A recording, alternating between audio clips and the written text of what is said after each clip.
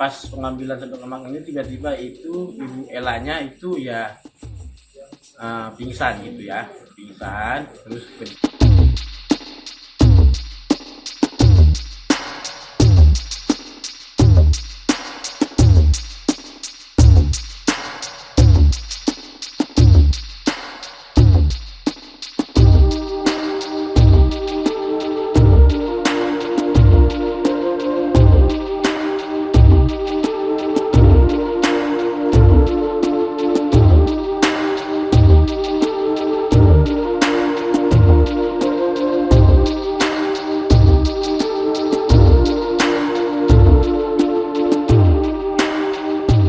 jadi kalau kronologinya itu awalnya Ibu Ella ini kan udah pesan dulu, itu kan harus ada janjian dulu. Nah, terus dia janjian lah itu pada tanggal 22 ya, hari Senin kalau nggak salah.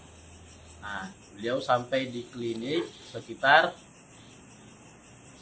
jam 11 lah, jam 11. Terus dia menunggu dulu, diperiksa dulu sesuai prosedur yang ada dan administrasi. Terus dilanjut lagi jam 12.30 dia diambil tindakan lah sama klinik.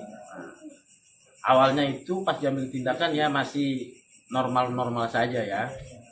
Masih kebetulan dia itu kan sedok lemak di lengan kanan dan kiri gitu. Nah, pas pengambilan sendok lemak ini tiba-tiba itu ibu Elanya itu ya pingsan gitu ya, pingsan terus kejang, ada kejang lah gitu kan. Nah, habis itu dari dokternya langsung berinisiasi untuk infus gitu. Pas mau diinfus itu dicari ininya, nah tiba-tiba pembuluh darahnya pecah gitu kan. Jadi mau diinfus lagi yang kedua nggak bisa juga, pecah juga. Nah, pas sudah kejadian seperti itu langsung dirujuk ke rumah sakit yang di Margonda, tapi posisi Ibu Elanya itu ya masih ada gitu. Nah, setelah dirujuk ke rumah sakit itu, nah sampai di rumah sakit kalau nggak salah rumah sakit itu pas diperiksa matanya Ibu Elanya sudah tidak ada. Berarti tiba di rumah sakit sudah meninggal. Iya. Yang menyebabkan almarhum kejang dan tidak sadarkan diri itu kenapa sih pemicunya? Kalau pemicunya itu kan saya nggak tahu apa yang menjadi pemicunya, itu kan saya nggak ngerti, medis lah yang ngerti kenapa dia bisa kejang, pembuluh darahnya itu pecah. Saya kurang paham untuk ini menerangkannya, nanti yang medis lah yang mungkin tahu. Penegasan bang, berarti pecah pembuluh darah ketika akan diinfus ya?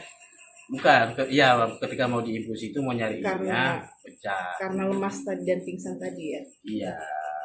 Biasanya seperti itu tindakan kalau dia ada kalau pingsan gitu pasti diinfus kan. Itu tadi pas diinfus itu ya itu pembuluh darahnya pecah. Ada sebelum tindakan sedot lemaknya itu seperti apa sih sebenarnya bang? Ada cek tensi atau cek apa? Anestesi. Kalau prosedur itu pasti kita laksanakan, segala administrasi dan prosedur sesuai dengan untuk melakukan tindakan itu sudah dilakukan. Nah, cuman ada yang tidak saya bilang ya, ada yang tidak jujur dari Ibu Ella. Nah, yang tidak jujurnya itu setelah kejadian tersebut. Jadi kebetulan kan Ibu Ella itu kan sudah ada supir yang langganan lah. Nah, terus pas kita tanya supirnya nanya ke kita, ini gimana ini, kenapa customer saya? Nah, pas dia ngelihat, ya kita ceritakan lah, tiba-tiba supirnya itu ngasih tahu, oh iya Pak, itu Elanya baru nyampe hari itu juga. Padahal sebelumnya dia ke admin, dia mengatakan bahwa dia di Jakarta sudah 2 hari. Padahal kalau kita secara prosedur, kalau ada yang ingin melakukan sedot lemak, itu ya wajib minimal itu harus ada istirahat 1 hari. Karena Ibu Elanya tadi bilang udah 2 hari di Jakarta, ya kita ya ini aja lah, berarti dia udah istirahat, berarti seperti itu. Jadi kita tahunya setelah kejadian, supirnya yang cerita ke kita. Di antara banyak sumber informasi, kami layak dipercaya. Karena kami menggali lebih dalam, berpihak pada kebenaran, berpegang pada data dan fakta agar layak Anda jadikan referensi. Kompas TV, independen, terpercaya.